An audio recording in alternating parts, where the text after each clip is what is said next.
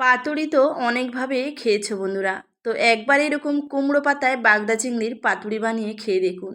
গরম গরম ভাতের সঙ্গে জমে যাবে একদম, আর কিছুই লাগবে না। তো তার জন্য নিয়েছি কয়েকটা বাগদা চিংড়ি, এরকম ভালো করে খোসাগুলো ছাড়িয়ে মাথাগুলো বাদ দিতে হবে, মাঝখানটা চিড়ে এই সরু সুতোর মতো যে নোংরাটা থাকে এটা ফেলে দিতে হবে। আর একটু এরকম চিড়ে চওড়া করে নিতে হবে, তাতে পাতুরিটা সেট করতে খুব সুবিধা হবে। আর এইভাবে একটা মশলা তৈরি করে নেব। চিংড়ি মাছটা বাছা হয়ে গেছে। 2 চামচ পোস্ত, 2 চামচ কালো সর্ষে আর 1 মালা নারকোল কুড়িয়ে বেটে নেব।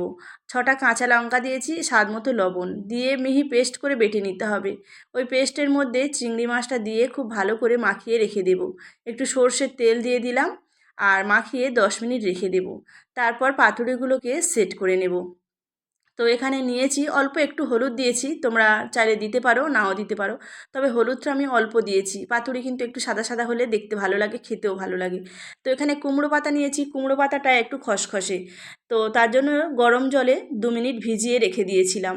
কুমড়ো পাতাটা সফট হয়ে যাবে আর কুমড়ো পাতার মধ্যে যদি কোনো পোকা থাকে সব বেরিয়ে যাবে। তো এইভাবে সেট করে নেব। কুমড়ো পাতার মধ্যে চিংড়িগুলো বসিয়ে দুদিকটা মুড়ে নিতে হবে, তারপর শেষে মাথাটা মুড়ে নিতে হবে। এবার পাত্রের মধ্যে যে মশলাটা লেগে আছে নারকোল, পোস্ত, সর্ষে, তবে এর স্বাদ কিন্তু মানে অতুলনীয়, দারুণ খেতে লাগে।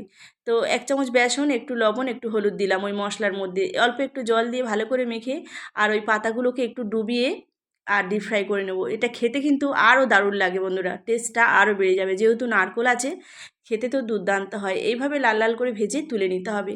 আর গরম গরম বাটি চাপা ভাত, আর কিছুই লাগবে না বন্ধুরা, দারুণ জমে যাবে একদম দুপুরের খাওয়াটা।